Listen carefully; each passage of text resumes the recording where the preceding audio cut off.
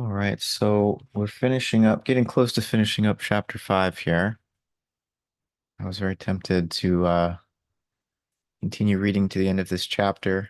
I did actually continue reading, um, but I'll try to keep to my 20 pages in this brief summary. But next week we will finish out chapter 5, return to this to Steiner's discussion of the double that we were introduced to earlier in this chapter. But in these 20 pages for this week, Steiner is revisiting the differences between these various higher forms of spiritual cognition, imaginative, inspired, and intuitive cognition. And just to briefly review what he said in the pages we read last week, he was describing the world that imaginative cognition allows us to perceive as one that is entirely living. It's a world of ongoing metamorphosis. There's no um, death as there is in the physical world. There's just ongoing transformation.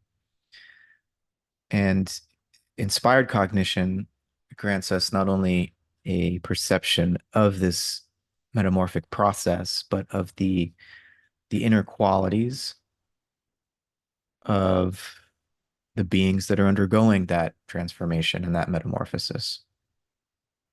Intuition then would allow us to uh, identify with and really penetrate to the inner core, as if we were communing with those beings. So the analogy Steiner uses that is that imagination allows us to see the letters, to hear the sounds, but that inspiration is required to read the words, to understand the meaning of what imagination shows us. And so while imaginative cognition, this sort of first step of supersensible cognition, can grant us an awareness of the fact that death is not the end of life, it it can't um, in itself, without the help of inspired and intuitive cognition, um, allow us to remain conscious participants throughout the whole of this period between death and a new birth, right? And so we can, through imagination, become aware that death is more like a portal than an end. But what goes on once we pass through that portal requires cultivating these higher organs of inspiration and intuition. Similarly, without inspired knowledge, without inspired cognition of planetary evolution, of this cosmic evolutionary process, and a anamnesis of that process, Steiner says we can't participate consciously in this life between death and a new birth. And so we need to fully understand these earlier phases of planetary evolution to understand what happens to us after death. And Steiner points out that, we can't even fully understand the phases of plant growth without a knowledge of planetary metamorphosis, of this process of planetary evolution. He describes how once we've cultivated imagination and inspiration, we can begin to perceive this astral halo or envelope around a flowering plant and see in the transition from the flowering stage through fertilization to the fruiting stage, a transformation in this astral envelope around the plant, and that we could perceive the resonance between the flowering stage and that stage of Earth evolution before the sun separated, and then we can perceive the resonance in the fruiting stage of the plant with the phase before the moon separated from the Earth. So in other words, there's something sun-like about the flower, something moon-like about the fruiting body of the plant. And I couldn't help here but detect there's a slight tension here with the Goethean method, right? Goethe is observing plant growth seemingly without any knowledge of prior um, evolutionary epochs, um, no knowledge of Saturn, Sun, and Moon, at least that Goethe was explicitly willing to share. But he's able to observe nonetheless the archetypal power at work in plant growth. And Steiner takes Goethe's methodology and insights into plant life very seriously, obviously, but Steiner is suggesting that there's something more hidden here that Goethe was not perceiving that's actually necessary to fully understand plant growth. And so is this in conflict with this Goethean method that says, no, let's just attend to what we are aware of in perception, not going behind perception to search for something hidden? And, I think Steiner's definitely stretching the Goethean method here, but in principle, what might be hidden now is at least perceivable in the sense that we could come to perceive it in the future with the cultivation of these higher organs of perception, right? And so there's a stretching of the Goethean phenomenological method here with the understanding that higher organs of perception are needed to go beyond uh, simply, let's say, an imaginative cognition of the plant into an inspired cognition of these much earlier evolutionary periods and how they influence the plant. And I think there's also an analogy here that Steiner's trying to direct our attention to between the human being and the plant, in that the human being is a developing process and we go through these different phases, and we might be led to believe by our materialistic culture that the sense-bound intellect and the kind of rationality and analytic ability that we gain through the application of modern scientific methods, that this represents the peak, the pinnacle, the end of human evolution. We can't possibly go beyond that, right? That we've basically discovered the scientific method, which is the application of abstract intellectual analysis to the data of the physical senses and the physical sense world. And Steiner's saying, no, that's um, something more like the bud, and there's still further stages of growth, flowering, fertilization, and fruiting, and so on. And that's what he's describing with these higher organs of perception, imagination, inspiration, and intuition.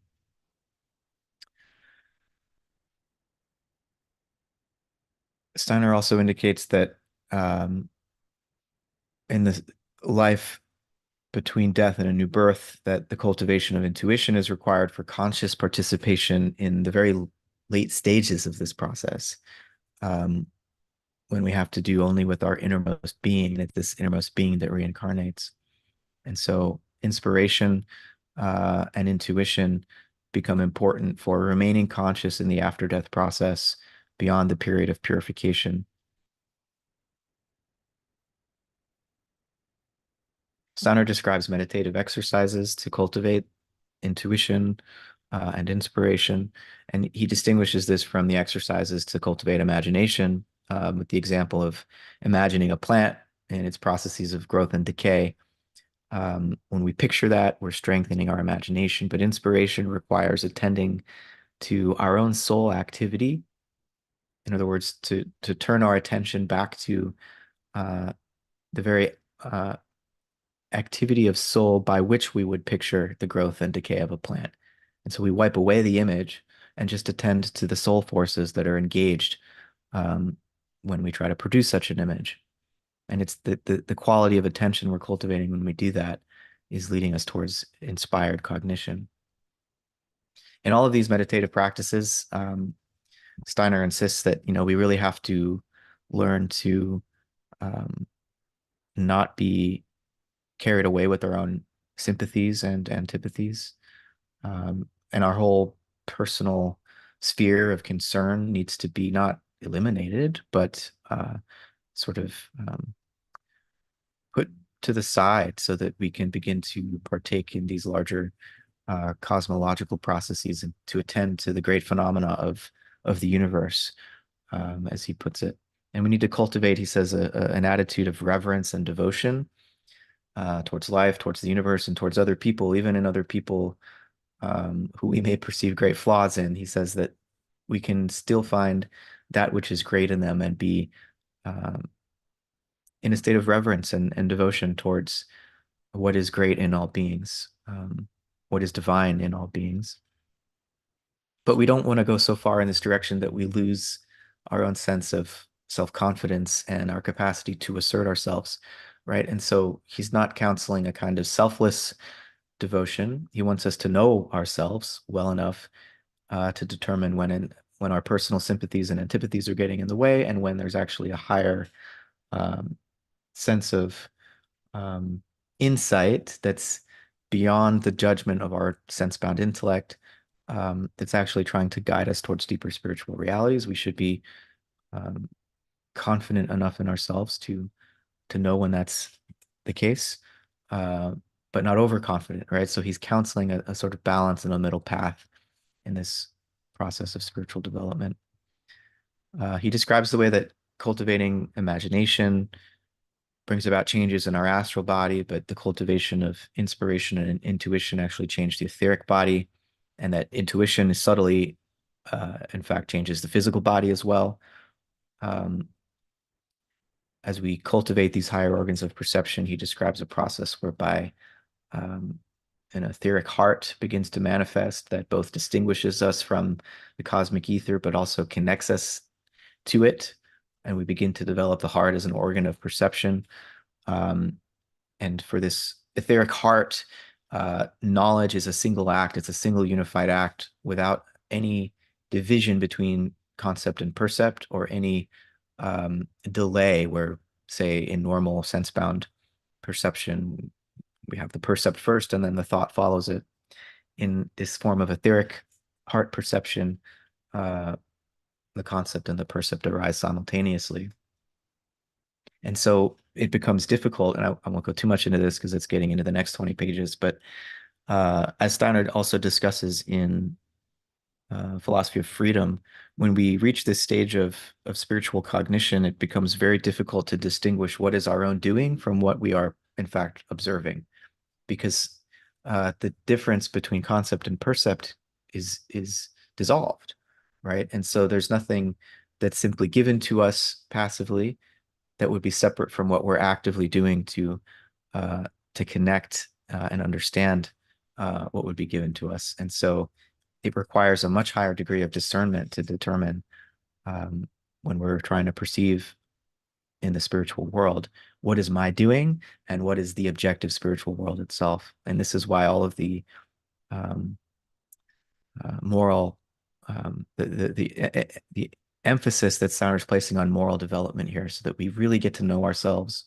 We become aware of our sympathies and antipathies, so that we're not clouding our perception when we enter into this higher world. And then finally, he describes the way that while in normal life, the I can unify our thinking, feeling, and willing, as we begin to develop our supersensible organs of perception, these powers, thinking, feeling, and willing, become more and more autonomous. And in fact, are no longer simply powers, they become beings, autonomous beings.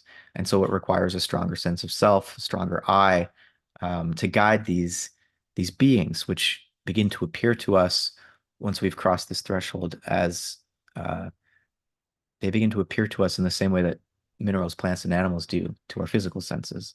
And so um, the I must gain an enhanced ability to corral these powers. Otherwise, if we're unprepared, our self will kind of get torn apart and fragmented. Um, so that's it. That's all I have to introduce these 20 pages. So I'll stop there and invite dialogue. Bruce, please. Yeah, thanks, Matt. And I'm sorry I've been away for a few weeks. I did watch the videos from the past weeks, so I feel some connection with what's been done, and I really appreciate everyone's comments, and especially the summaries that we received at the beginning of each lecture. So thanks, everyone, very much. I have a couple of things I'd like to say about this. And I want to understand that I'm speaking out of my own experience on all of the things that I'm trying to say. And I find that this is very difficult because if you start to say, I have experienced this or I've experienced that, it kind of, that Luciferic element comes in and it kind of elevates and it appears like you're something special. And if you don't say anything, it's kind of that harmonic element that comes in and says, oh yeah, you have nothing to contribute. Just stay shut up, Bruce. And so finding that middle ground, I find, is always very, very difficult. And so this little preamble is one of my attempts to try to find that middle ground. So based on my 50 years of working on this stuff, I would say don't get very attached to Steiner's work or Steiner's words. Or rather, I would say Steiner's words were a real impediment for me if I took them too literally. So, for instance, my experience of what he calls imaginative cognition, I would never have described that as, from an experiential standpoint, as a world of mobility. I'm not saying that's a bad description. It's a very helpful description.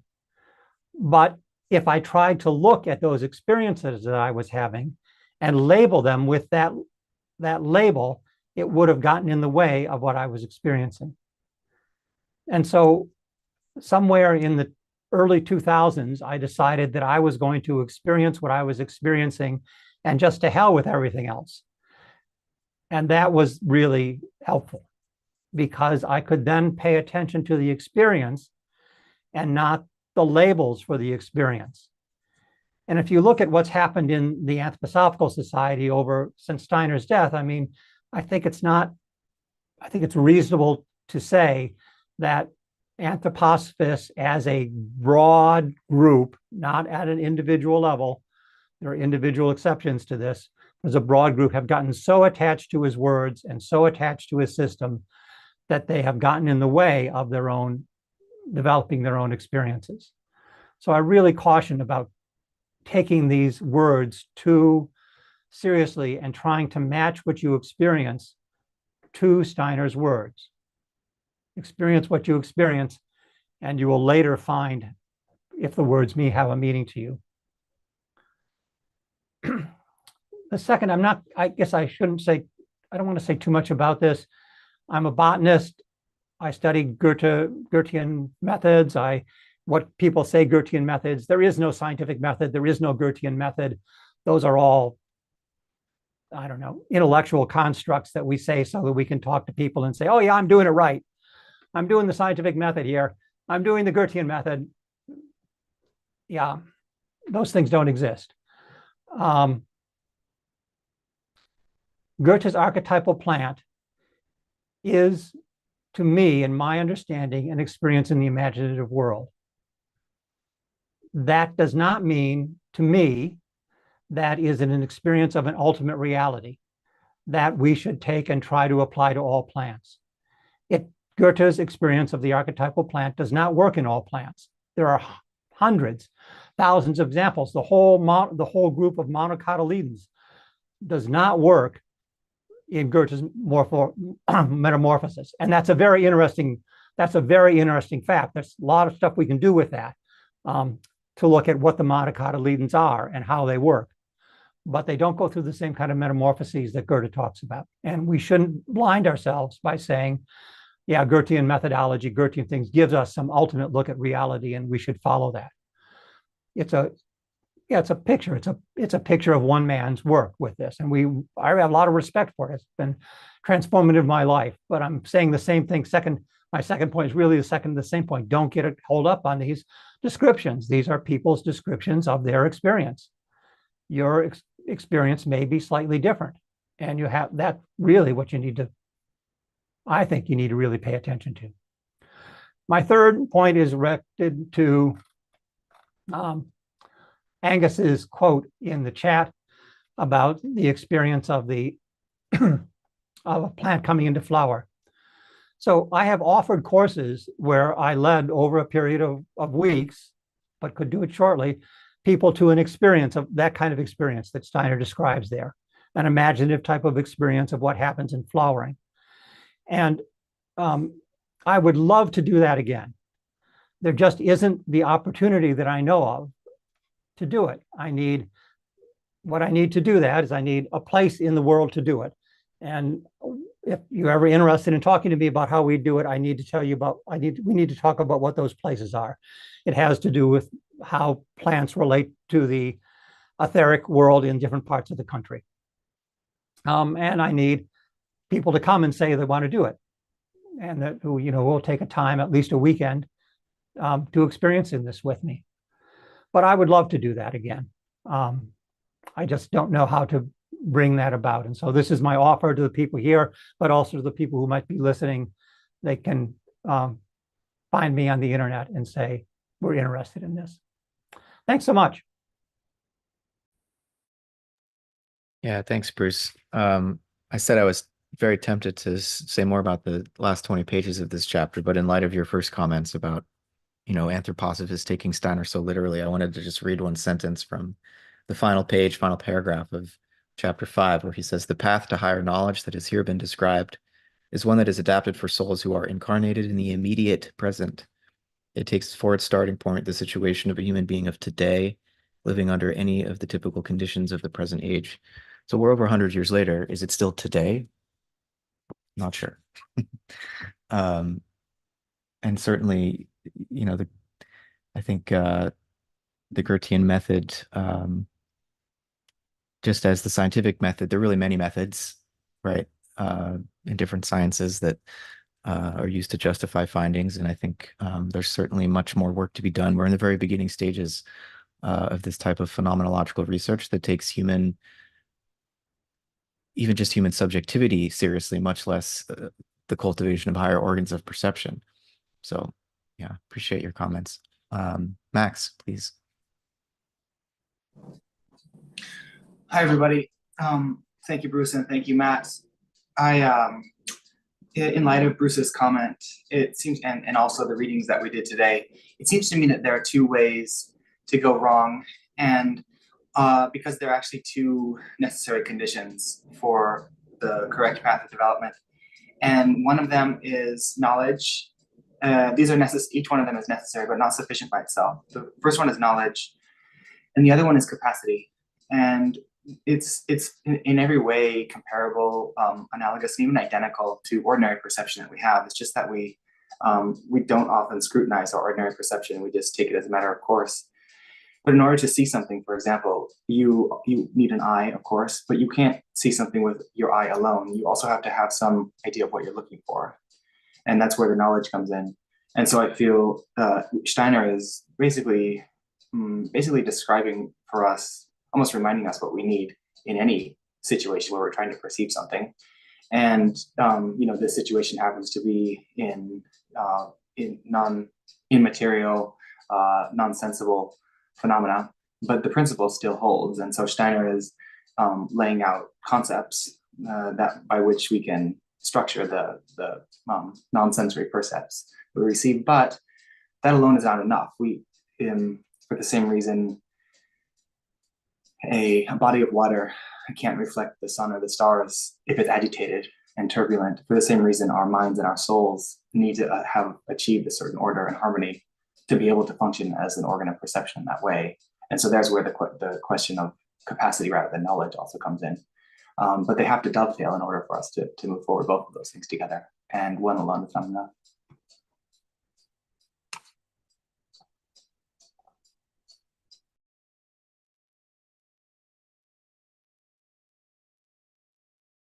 Yeah, thanks, Max.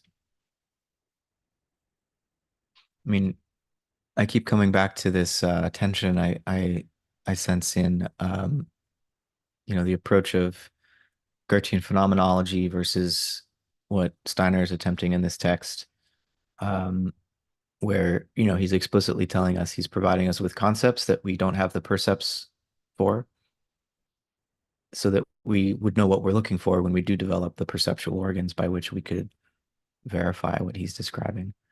And there's not a contradiction here with the Goethean method because, as Steiner says in, I think it's GA1, right? In Goethean science, he says, the point here is not that we stop hypothesizing, because in some sense he's presenting it to us, these earlier phases of evolution, as a hypothesis that we can later confirm.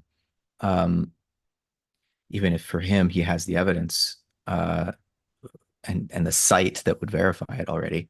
But in Goethean science, he says, in science, every hypothesis that is valid would be one that could in principle cease to be a hypothesis. Observe. And the problem with so much contemporary science, physics especially, but increasingly biology, is that the model comes to replace the reality. We just have a hypothesis that is in principle about entities or mechanisms which are unperceivable Not that they're not currently perceivable, but in principle cannot be perceived, right? And so that's the problem. Steiner's not proposing something unperceivable, but it's it's unperceivable to the physical senses at least. And so there's a bit of a higher bar here um, to make this phenomenological for us. Matt, can I go back to the point about the apparent contradiction with Goethe's method? Mhm. Oh, one thing I think we should all consider is the tacit concepts that Goethe has to work with in order to even render what he's describing intelligible. Obvious ones are things like leaf, growth, contraction, all these things. He can't just open his eyes and imagine all those phenomena will climb in by themselves. He also has to come and meet them with those kind of concepts. And so Steiner, I think, is just giving us maybe more elaborate concepts, more well, we all know this. He's giving us concepts that pertain not to the sensory world alone, but also to the supersensory world. But it's still, there's just no way around the fundamental necessity of a kind of conceptual ordering function. Yeah, Jeff, please.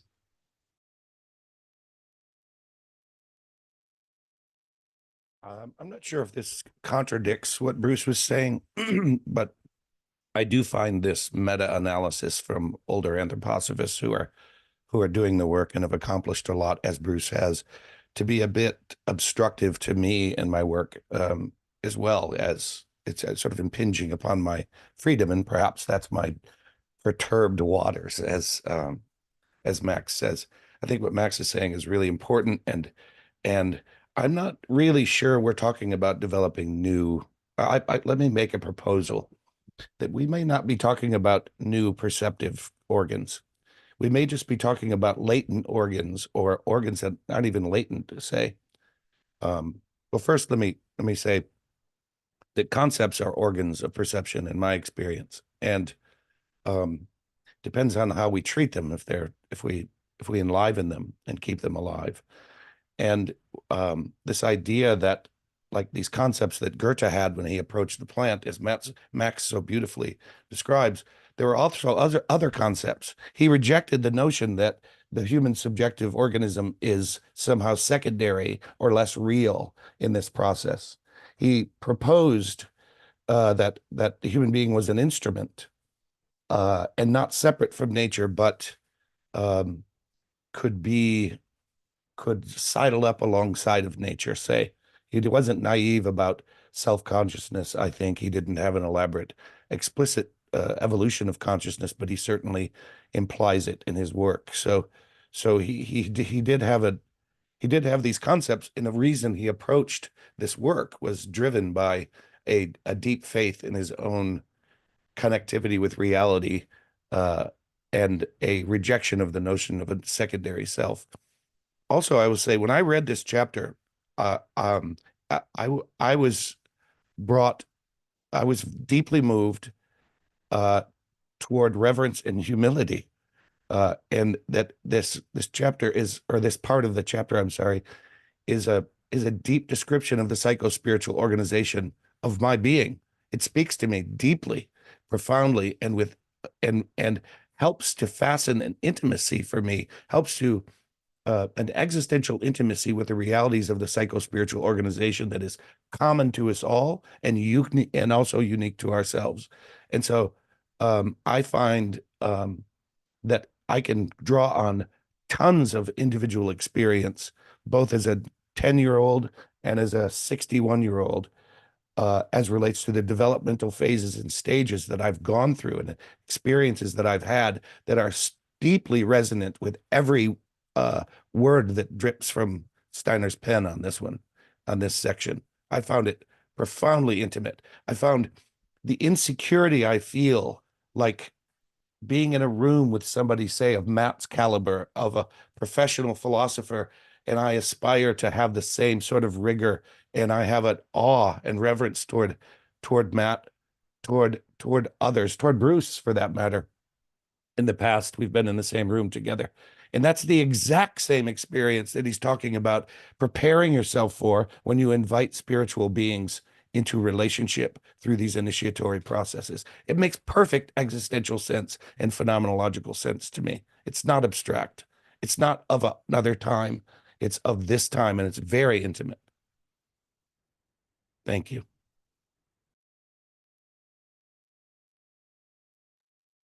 Yeah, I appreciate reframing the extent to which these are just totally new organs versus latent organs that we already have some intimation of. It's helpful. Bruce, please. I just wanted to respond to Jeff. And yeah, we live in kind of the same state, and we used to be living closer together. Now we're a little farther apart, but still in the same state. So I wanted to really emphasize or second what he was saying about reverence and for me, gratitude and unconditional love. I mean, these have just been completely transformative for me, and I just can't emphasize enough. And I think just exactly as Jeff has said, there's such important emotions to cultivate, and it was very difficult. I never understood reverence, and I'm still struggle with it. But I just want to say every struggle you do with these things is worth it tenfold, 100-fold. It's more even than the exercises. These attitudes of soul are really important.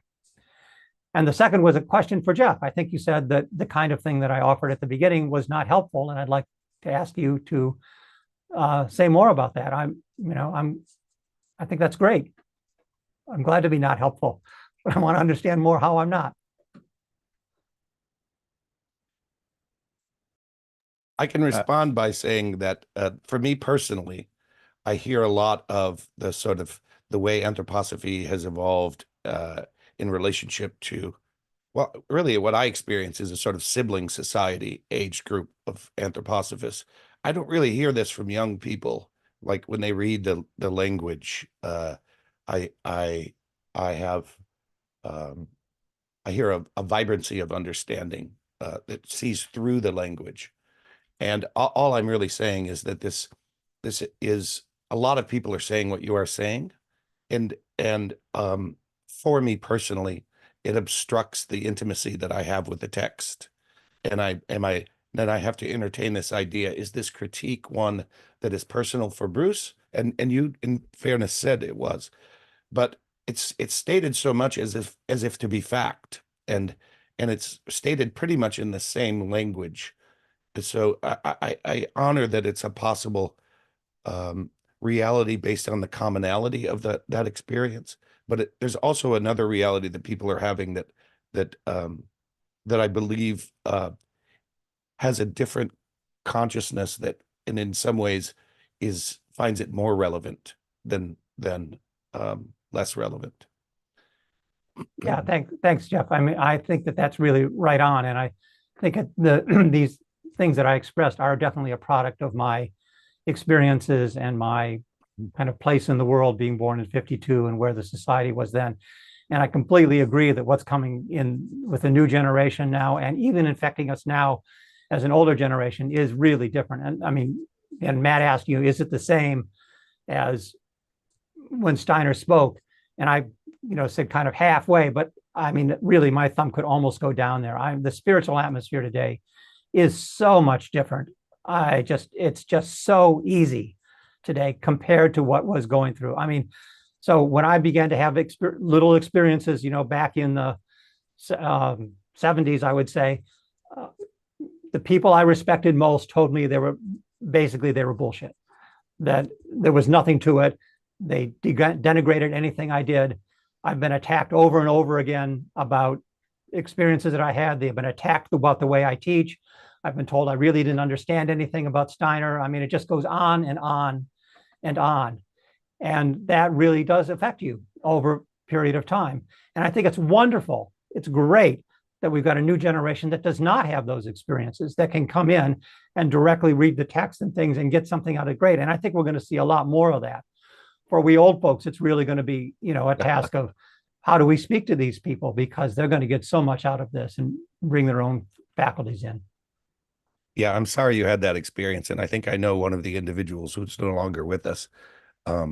So I feel what you're saying for sure.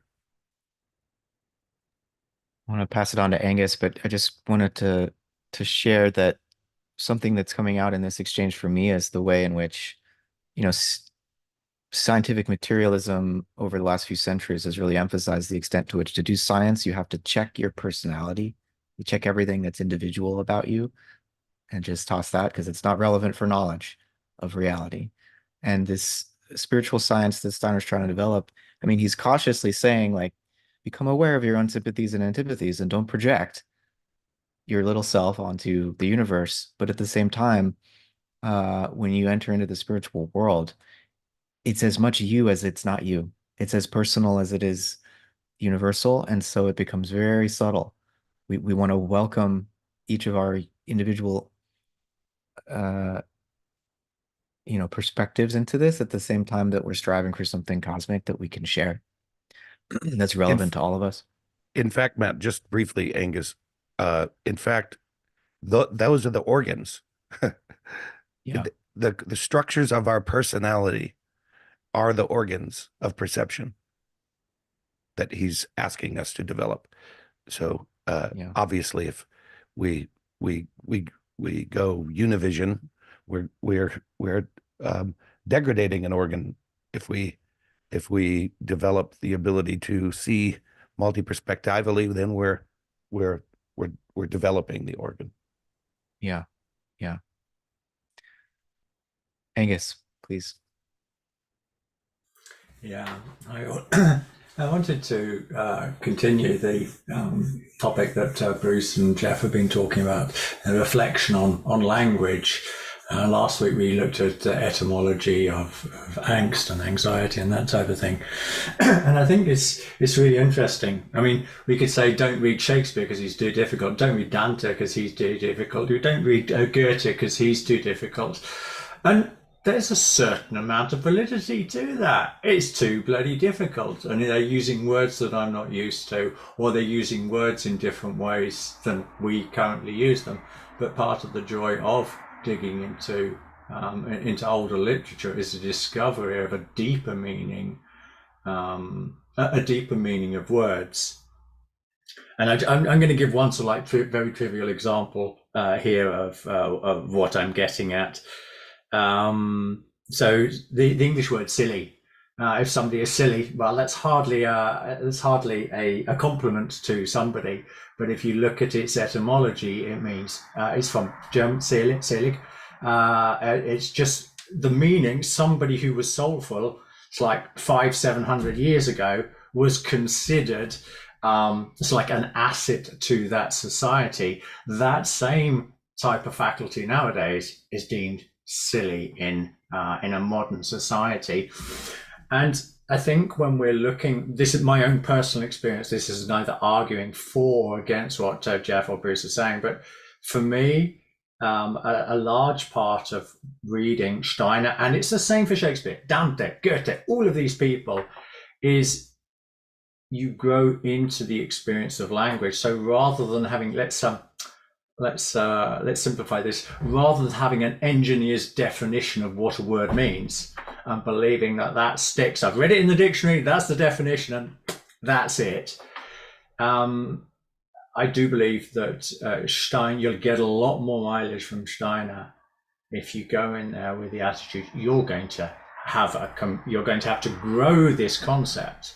You might have like an image. What is an image? Well, we all know what an image is. But once you've read enough of Steiner's work, you realize an image is something it's like it's far greater, it's far more powerful. When he talked about constructing the image, like the importance of symbolism, there, it's doing the God's work that he was talking about in the philosophy of freedom. What I mean by that is that he talks about that only if we are as knowing beings, we don't have to create and know at the same time, we just know. But in symbolism, when we are creating these symbolic images, the knowing is already there, and we are creating through that night. It's this reverse process that I've hinted at. So in this circular description, what one aspect that I'm trying to get at is we can be stuck in static definitions of words, and then Steiner is going to be very unsatisfactory. But let's be fair enough, most of literature is going to be very unsatisfactory if we have a static idea of what language is. Whereas if we have this recognition that we need to grow into the language, we need to, our concept, the content of our concept needs to metamorphose and to grow into that, then I'm fully on board with what Jeff was saying there, that I don't have any problem with the language that Steiner's using. I just recognize that if I feel a bit wobbly, that I need to develop my concepts. I need to develop the content, and experience has shown me that that works for me. But that's not saying it necessarily works for everyone.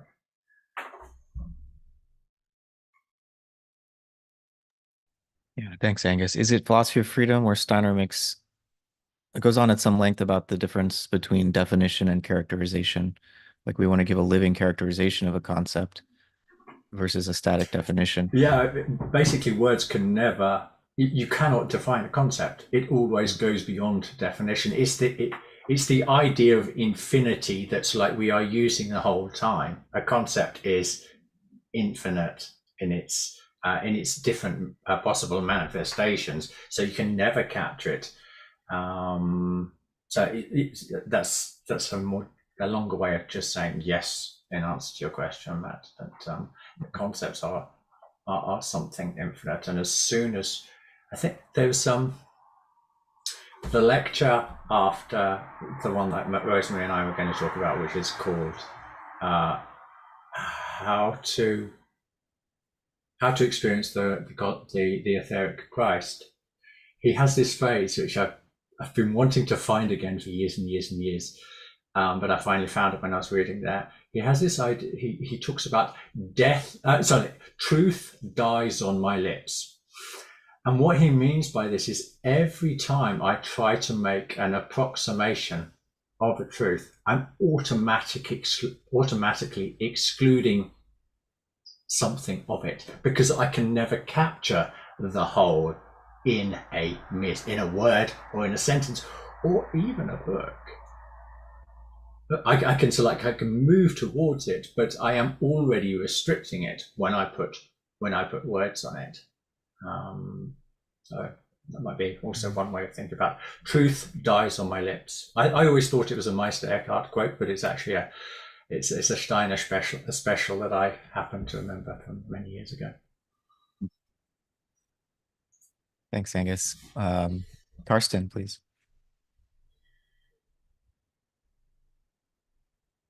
Yeah, I think what I want to say will tie nicely into this conversation. So one thing I was thinking about reading this chapter is this famous Kantian, say, definition of a genius as somebody who nature is expressing itself through. Yeah, I think it was Kant who came up with it first, but Schelling definitely uses it as well. And also, I'm thinking about this age-old discussion about our knowledge. Is it innate, or is it something that comes to us through experiences and through education? That this age-old discussion, you could say, between this nature or nurture that will, through which we acquire knowledge and understanding. And it seems to me that Steiner is saying, well, it's a bit of both, that knowledge that we have, as Jeff would put it, these latent capacities, but they have to be nurtured into activity. And so part of this nurture is it's education, it's discussion, it's science, it's developing our concepts, it's stabilizing our character, and so on. But also, I think it's about love, creating a loving atmosphere. There's in the Bible, there's this saying it should be known to all that you're my disciples by the fact that you have love for one another. And it's one of the things I really like about this group, that it has a very welcoming atmosphere. You very easily feel included here. And I think this is just something very beautiful about this fact that we need nurture to engage with our inner nature and allow it to express itself fully. And a part of this nurture is reading Steiner's books, for example, and it's revering those who's gone before us and try to follow the path. And I get what Bruce is talking about, that it can easily become an obstacle, in particular if it's not happening in this loving atmosphere and this very inclusive atmosphere where any kind of experience is welcomed and seen as something that we should meet with interest and curiosity. So yeah, I was just inspired to think about this path from, you could say, through nurture to nature, to inner nature, and to this. I mean, we have this stage we're striving towards where we will be this still water that has been mentioned tonight, and Steiner is talking about the stillness as well, that must be there if intuition is say need the conditions that intuition needs to express itself or come to fruition, is that you acquire this total kind of stillness. But before you get there, we need this kind of loving atmosphere and also intellectual atmosphere where we exchange our concepts and we develop them. And so I just think it's I just want to express my gratitude for the fact that we can have this conversation. I think it's beautiful. Well, thanks for voicing that, Karsten. And yeah, I'm profoundly thankful for this group and these conversations and the way in which we can explore this material so openly. And in some sense, we provide one another with soil and water, and Steiner's the sun, and we're just trying to see what we can grow together. And I think about just the human developmental process, and like, yeah, we come in with every child comes in with an eye, but the process of entering into a body and into a community of other human beings is really touch and go and tentative. And it's like, is it safe for me to incarnate? And if you don't have a loving community around you, you see the developmental pathologies that result because the eye realizes it's not safe. And even when you have the most loving community, it's still not safe. If by safe you mean I won't be hurt, there won't be pain and suffering. But to have the community of other beings on a spiritual path, of a growth path, it makes the suffering meaningful. Whereas if you're alone, it doesn't always have that meaning. So yeah. Angus, please. Yeah, just one very further quick reflection on something Jeff said, which I think is it's like a good example of how language grows in us. A concept to the average person is a dry and dusty, grey old thing that's like has no life in it. Jeff, you convert it into the absolute opposite when you describe it so lyrically, and I think it's a wonderful example of how it's us.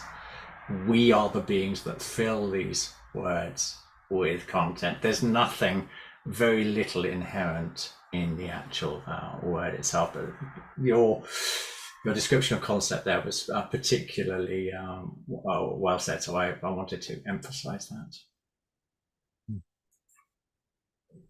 Yeah, I second that. Anna Curran, please. Make sure you unmute. There Yes, you go. hello. Yes, Hi. thank you. I'm a bit new to this. Yes.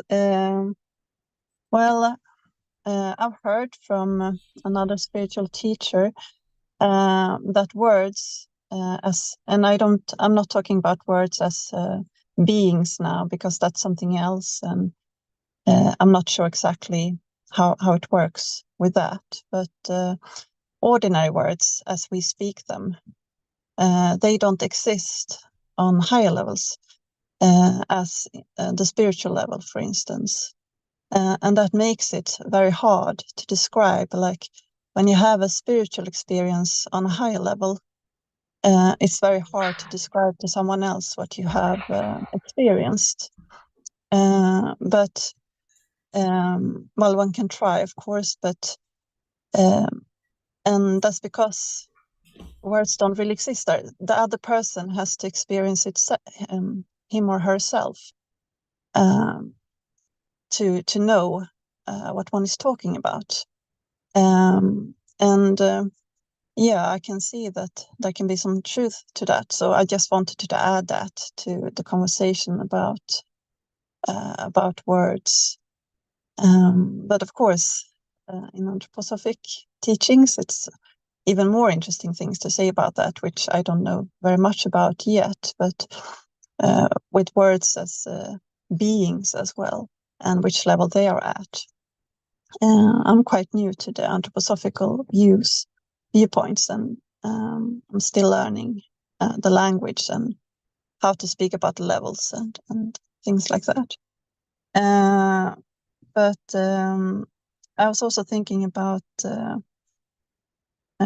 receive knowledge, and as we already have spoken about in some conversations. And yeah, knowledge is also about what we experience. We can read some knowledge, but that's more thought knowledge. You can read something and then you get some kind of thoughts about that. But then when you experience something, yeah, you can connect that to what you've been reading, and you can find a deeper kind of truth. But there's also that knowledge when you just know something. And I think that's more on the level of the intuition knowledge, so to say. And then there's also this kind of knowledge that comes as a flash of light. And that kind of knowledge can actually come to ordinary people who hasn't really worked a lot on themselves or on their organs.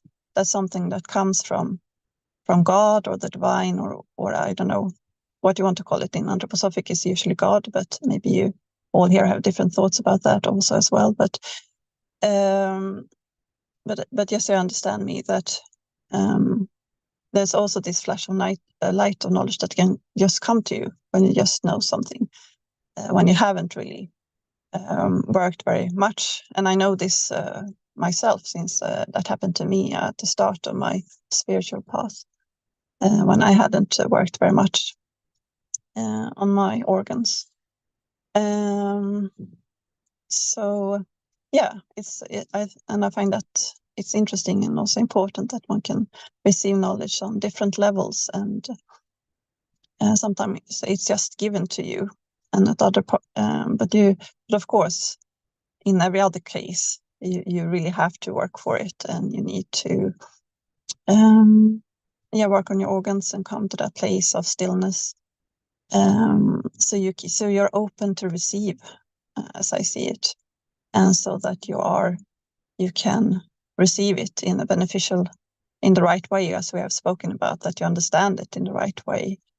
And just another thing about words, like also how we understand words is very much like where we come from, as we all know. I mean, it has to do with cultural backgrounds, and I mean, I don't know, it can be any word. How we think about a word, what ideas we bring into that word. Also do something. I mean, when we experience something and we read something, this is not how I experienced it. That could be also because we have a different thought forms about what that word mean. And that can also come to play. And I can, of course, not say how that would be for anyone else, but that's also something to think about. And yeah, so I think that was my thoughts on that. Thank you. Thanks very much, Anna. And I think it's, at least in my experience, I try to always engage with Steiner's writing with a kind of innocence and curiosity, and attempt to make it always stay new, because I think once it becomes habitualized and we learn to speak in a certain way, we might mistake the words for the worlds he's describing. That we could, we can skillfully repeat what he says, but are we actually imagining? Are we actually hearing? Are we actually intuiting what he's saying? And also, the way that these experiences can come to us unsought, unbidden, suggests that Jeff is right, that these organs are already latent in us. We're not creating them from scratch. They're there. They are operative. We're just not always conscious of them. And people, start on the spiritual path because something happens to them spontaneously, almost always. They have some kind of experience that shouldn't be possible. And then go in pursuit of an understanding of where that came from and how it is possible. Lorenzo, please.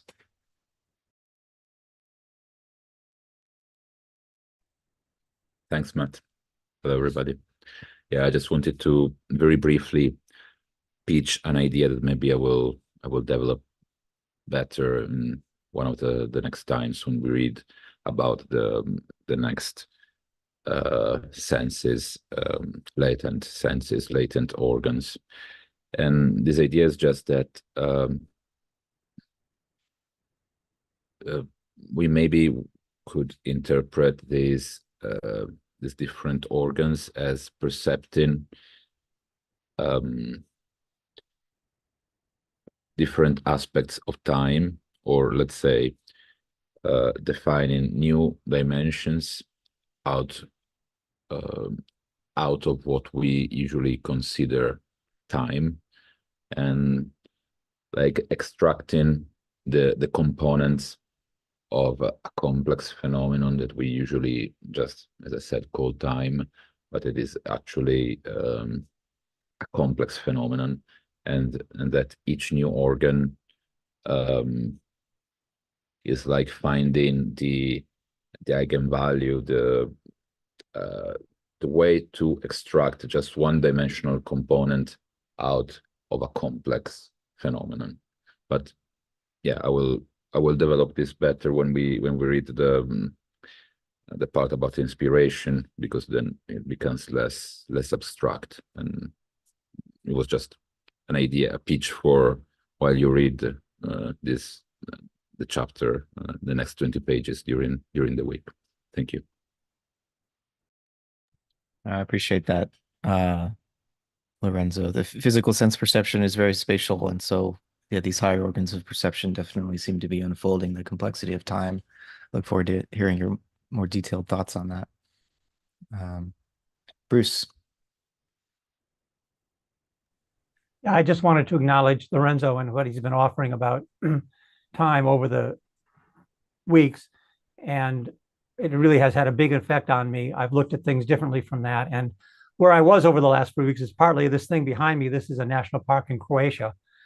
I was there to offer a course on scientific communication, and I did some hiking in the parks. And I had just really amazing experiences with, there's not time to go into it all, but just want to say I really understood time in a different way because of that, or perhaps something that's outside of time, or it's hard to explain. It would take more time than we have right now. I really just wanted to acknowledge what Lorenzo has been saying and say that there is really something there about it, and it's been very helpful to me, and maybe we can talk about it again sometime in the future.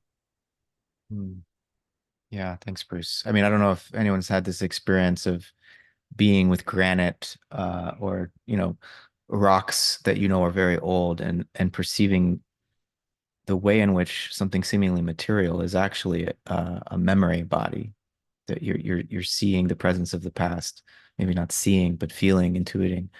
So yeah, lots there to unpack. James, I'll give you the last word.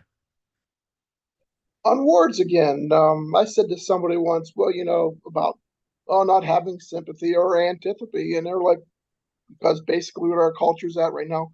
But I have sympathy for this group X, and I really thought about it. And I think maybe another word for that also could be used as I have affinity or I have aversion for something. So I just wanted to offer that if in words. Thanks. Yeah. And I don't read Steiner as so much admonishing us not to have sympathy and antipathy. That's not realistic, but to observe those as they arise and to not just be swept away by them, you know. We're still people who like certain things and don't like other certain things, and that's fine. That's part of our karma. That's part of our constitution. No escape from that. But as we develop this higher self, we start to observe that in a new way and not be determined by it. We're free from reacting to our sympathies and antipathies, I think is the idea. But thanks for bringing that in. One quick announcement. I think I mentioned last time, but Angus and Rosemary are going to do a pop-up. We have a date, July 19th, 9 a.m. Pacific. It's a Friday. Looking forward to that. We'll be announcing it on the Substack soon. It's on the work of the angels and the astral body. So we'll look forward to that in a few weeks. But next week, next Tuesday, we'll finish off chapter 5. So see you all then. Thanks very much for being here.